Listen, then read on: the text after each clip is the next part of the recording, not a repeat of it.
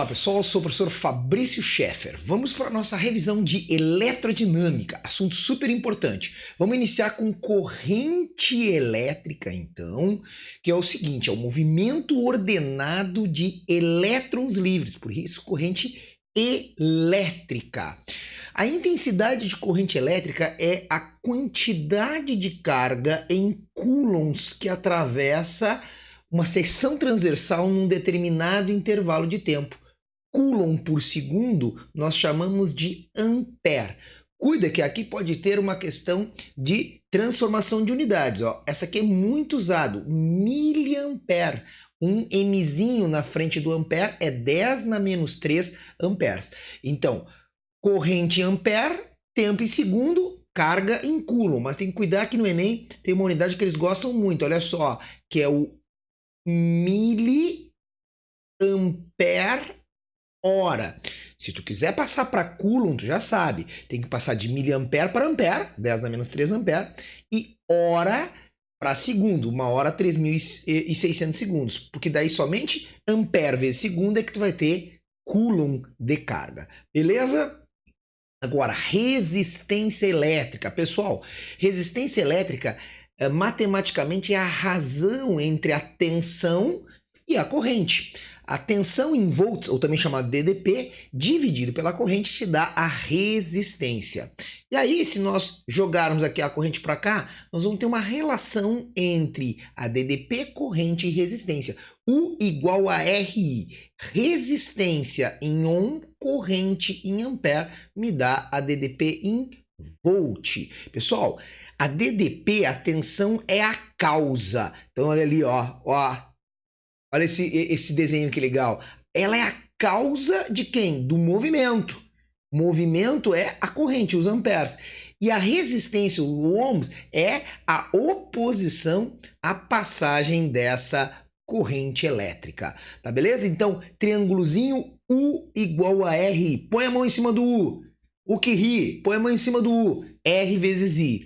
Põe a mão em cima do R. U por I. Põe a mão em cima do I. U por R, tá? U igual a R e temos aí esse triângulozinho aí da eletrodinâmica. Potência extremamente importante, possivelmente vai cair.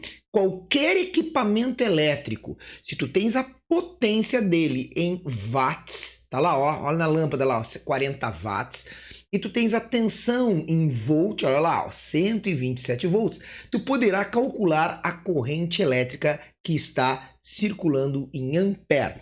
Pio. P igual a I vezes U. Então, outro triângulozinho. Quer o P? Põe a mão em cima do P. I vezes U. Quer o I? Põe a mão em cima do I. P por U. Quer o U? Então põe a mão em cima do U. P por I. Extremamente importante. Te liga nas unidades. Senão vai ter que fazer alguma transformação. Nunca esquecendo, watt é joule por segundo. Extremamente importante na tua prova. Watt é joule por segundo. Continua. Para resistores, ó, além do π, nós temos mais duas expressões, ó.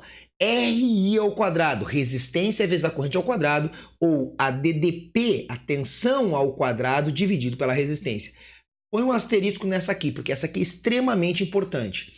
Mas, Fabris, eu vejo que aqui a proporção é direta e aqui a proporção é inversa com a resistência. Qual é a que está correta? As duas estão corretas. Vamos lembrar que é o seguinte, a proporção só é direta de P com R se a corrente é constante. Tá? A corrente é a mesma para todos os resistores. Agora, a potência é inversamente proporcional à resistência se a tensão é constante para os resistores. Por exemplo, num chuveiro elétrico, ó, num chuveiro elétrico, quando eu quero mudar de quente para morno, morno para quente, eu altero a potência, que tem a ver com o calor fornecido para a água. Então, olha só, quando eu faço essa mudança, a tensão é constante, a tua rede elétrica tem uma tensão constante. Então, se eu quero morno, menos potência, eu tenho que ter mais resistência. Eu uso as duas molas. E se eu quero agora quente, menos resistência, eu uso uma das molas apenas. Menos resistência, mais potência. Por que isso? Porque daí menos resistência, mais corrente e mais potência. É o caso do chuveiro. Beleza? Agora, energia elétrica calcular o quanto gastou no mês. Tá lá, ó. A gente olha, isso aqui já nem existe mais, né? Agora é tudo digital. Mas olha só, cálculo energético. Energia é PT, potência vezes tempo. Mesmo esqueminha, ó. Quer energia?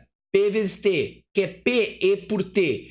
Quer T, E por P. Então, só toma cuidado. Se tu colocar potência em watts e tempo em segundos, a energia será calculada em joules. Mas provavelmente vão te pedir aqui, ó, potência em quilowatt, quilowatt, botei invertido aqui, quilowatt, tempo em horas, e aí a energia em quilowatt-hora, não é quilowatt por hora, tá? Isso aí, para saber, quanto é que o chuveiro gastou no mês, quanto é que a lâmpada gastou no mês. Vê a potência, vai te dar em watts, divide por 1000 para achar em quilowatt, põe o tempo em hora e multiplica P vezes T, tu vai ter a energia consumida. Agora, resistores, super importante, o que nós vamos ter aqui, ó? Associação de resistores em série. Qual é a definição de série? Todos os resistores vão circular a mesma corrente elétrica. Essa é a definição de série. Então tá aqui, ó. Como é que eu sei que esses três caras aqui, ó, estão em série? Porque a corrente elétrica é a mesma. I1 igual a I2 igual a I3. Para achar a resistência equivalente é muito fácil em série. É só somar todas as resistências que tu achará a equivalente. E a DDP, Fabris? A DDP é proporcional à resistência. Ou seja, quem tiver mais resistência, tem o dobro da resistência, tem o dobro da tensão. 3 vezes mais resistência, 3 vezes mais tensão. E a soma das DDPs em cada resistor é igual a DDP total. Agora, paralelo. Esse é importante, porque na nossa casa, todos os equipamentos que tu liga na mesma tensão. Por que que eu sei que na tua casa é assim? Porque a definição de paralelo é essa. Todos os equipamentos ligados à mesma tensão. Por exemplo, aqui, ó, 220. Então, eu botei um fio aqui da lâmpada em um dos fios da rede e o outro fio no outro fio da rede. Então, a DDP, a tensão é 220 nessa lâmpada, na outra lâmpada, no ferro de passar. Então, todos estão submetidos à mesma DDP, por isso estão em paralelo. Agora, paralelo, o que acontece? A corrente se divide. Entra uma corrente aqui no nó, lei dos nós. Se divide, vai um pouco para esse resistor, um pouco para esse e um pouco para esse. De maneira que a soma da corrente que entrou no nó é igual à soma das correntes que foi para cada resistor.